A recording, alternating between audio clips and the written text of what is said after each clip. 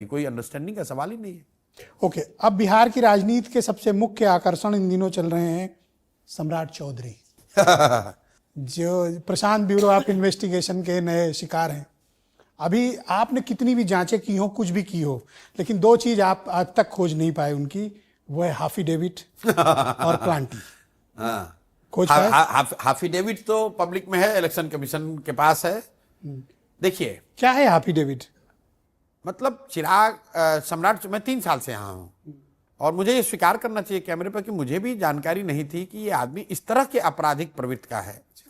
पूरे देश की जनता को, आपके दर्शकों को जानना है और मैं उनको चुनौती दे रहा हूं कि कोई पूरे देश में उप मुख्यमंत्री इतने सीनियर वरीय संवैधानिक पद पर कोई बैठा हुआ व्यक्ति जो सिर्फ हत्या नहीं, नरसंहार का अभियुक्त है, आरोपी नहीं, अभियुक्त है। 1995 में जब इनका नाम राकेश कुमार था तो शकुनी चौधरी के लड़के के तौर पर इस व्यक्ति पर यह आरोप लगा कि इन लोगों ने 6 लोगों की सामूहिक हत्या कर दी। अपने ही समाज के, अपने ही कुशवाहा समाज के राजनीतिक लड़ाई में 6 लोगों की हत्या हुई और यह आरोप नहीं हुआ। इनको बाकायदा इन्वेस्टिगेशन के बाद पुलिस ने अरेस्ट किया, ये जेल में रहे, कोर्ट ने इनका बेल रिजेक्ट किया।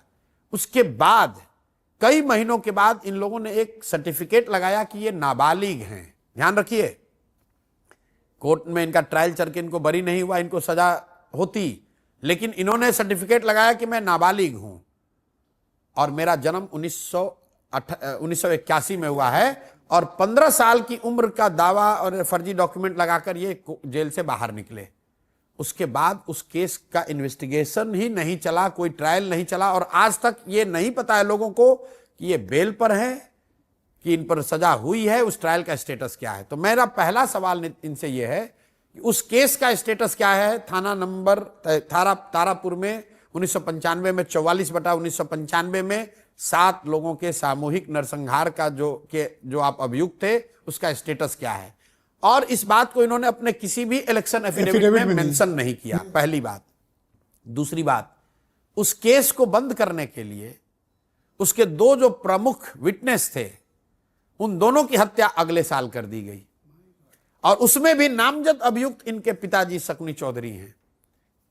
और दोनों विटनेस की हत्या हुई है। और जब यही नहीं हुआ, जब उन दोनों विटनेस की हत्या हुई, गांव पर उस समय जातीय हिंसा होती थी बिहार में, लालू जी का राज था, तो इन लोगों ने जातीय हिंसा में जब वो 2 लोगों की हत्या हो गई, जब मार कर लोग जा रहे थे तो इनके लोगों पर गांव वालों ने घेर कर अटैक किया, उसमें 4-5 लोग मारे गए। ये पूरा ऑन रिकॉर्ड है, पेपर उस समय के भरे पड़े हुए इससे। आज तक मेरा पहला उनसे सवाल है कि आप उस सामूहिक नरसंहार के अभियुक्त थे या नहीं थे? क्या आपने महीनों जेल काटी या नहीं काटी? तीसरा सीधा सवाल, क्या आपने नाबालिग होने के नाम पर जुवेनाइल कोर्ट से राहत लेकर आप कोर्ट से बाहर आए, जेल से बाहर आए कि नहीं आए? चौथी बात कि अगर उस केस का स्टेटस आप क्या है वो आप जनता के सामने बता दीजिए कि क्या कोर्ट ने आपको बरी किया है, कोर्ट में ट्रायल चला नहीं चला? और अंतिम बात, इन सारी बातों को आपने इलेक्शन एफिडेविट में लिखा क्यों नहीं? ये एक इनका क्रिमिनल आपराधिक रिकॉर्ड। आप बताइए, देश में कोई नेता आप जानते हो? 7 लोगों की सामूहिक नरसंहार। उसके बाद दूसरा इन पर जो आपको पता है कि इसका स्टेटस इस वक्त क्या है? इतना नहीं पता है।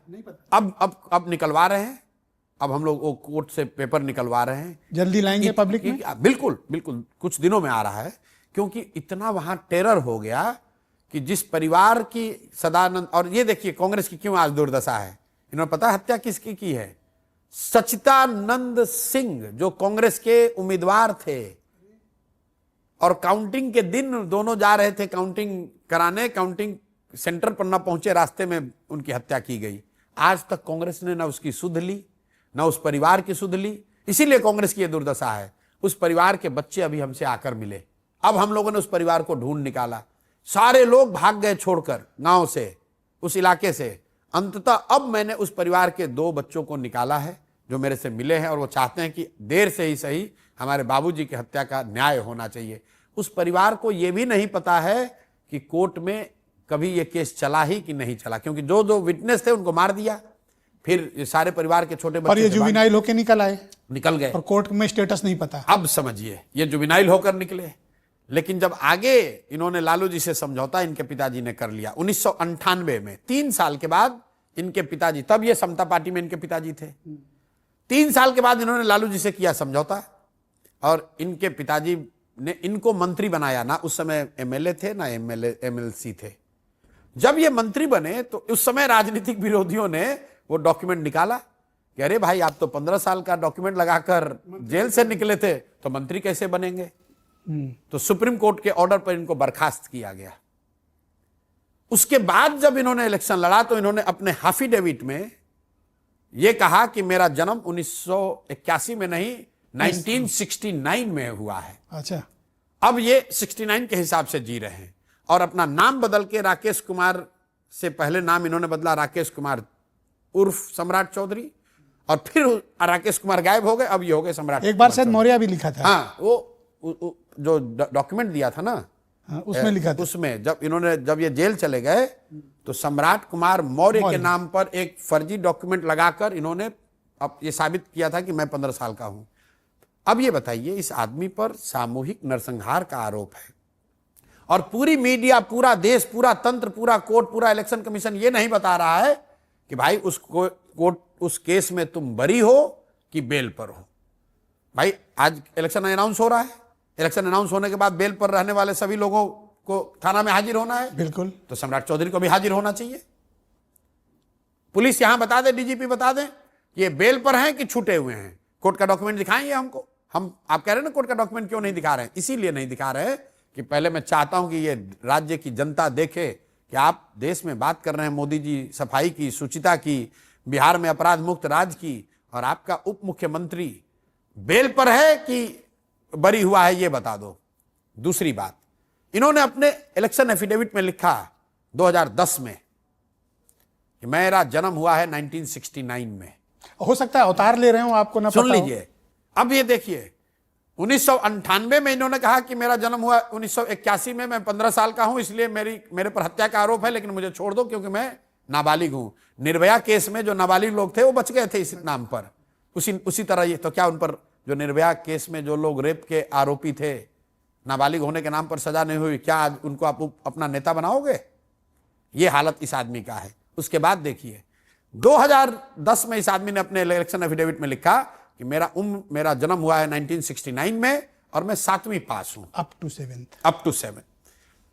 उसके बाद 2020-21 आते आते भाई साहब ने लिखा कि मैंने डॉक्टरेट कर लिया है, doctorate of literature from university of California public, कोई ऐसा नाम लिखा, अमेरिका से। अच्छा, हम कहे भाई अमेरिका गया। अब सुन लीजिए, अब ये सब तो बात की, हम कामराज यूनिवर्सिटी से कोई प्री फाउंडेशन कोर्स कर लिए, नहीं ये कैलिफोर्निया पे आओ पहले। और उसके बाद इन्होंने कहा doctorate of literature from California public university. Doctor सम्राट चौधरी हो गए। तो हमने कहा, और उस पर कई लोगों ने आरोप लगाया पहले, तो मैंने कहा भाई, और इन आरोप का इन्होंने जवाब दिया कि मेरे ये डिग्री मानद है, ये है वो है। मैंने कहा भाई सब ठीक है, महाप्रभु ये बता दो कि 10वीं क्लास कब पास किए, 10th कब पास किए, ये बता दो। भाई ग्रेजुएट होगा आदमी तो 10वीं पास करके गया वो होगा। कब बता दो ना, वो कब किए और कहां से किए। तो हाफिडेविट में बता दिया, नहीं लिखा ना हाफिडेविट में। हाफिडेविट में वही कहते हो। अभी एक पत्रकार ने घेर लिया उनको, तो कहा मैं बोलता नहीं हूं, मैं हाफिडेविट देता हूं। तो भाई हाफिडेविट ही देख लो। हाफिडेविट में ये कोई नई चीज होगी, हाफिडेविट आपको ना पता हो। हाफिडेविट में ये ऐसा इनका करिश्मा है कि न ये सिर्फ अलग अलग समय पर जन्म लेते हैं, ये 7वीं से सीधे डिलीट करते हैं, जिसमें 10th नहीं करना है। ये साधारण मानव नहीं है। साधारण लोग तो 10वीं पास करते हैं, 12वीं करते हैं, ग्रेजुएशन करते हैं। भाई साहब 7वीं में थे, एक ही बार हाफिडेविट देकर डिलीट कर लिए। और किसी की हिम्मत नहीं हो रही किसी पत्रकार की इस आदमी से पूछे। ये हंसी की बात नहीं है। किसी पत्रकार की ये हिम्मत नहीं है कि ये पूछे कि सर 10th का। मैंने इसलिए कहा कि भाई इधर उधर की बात मत करो, सीधा एक सवाल बताओ। ठीक है, मान लिया तुम अमेरिका से पढ़े हो, 10th कब पास किए ये बता दो। पूछा तो कहा मैं सुनने नहीं सुनाने आया हूं। टोन सुनिए कैसे कह रहा है, मैं सुनने नहीं सुनाने आया हूं। तो भाई भाजपा के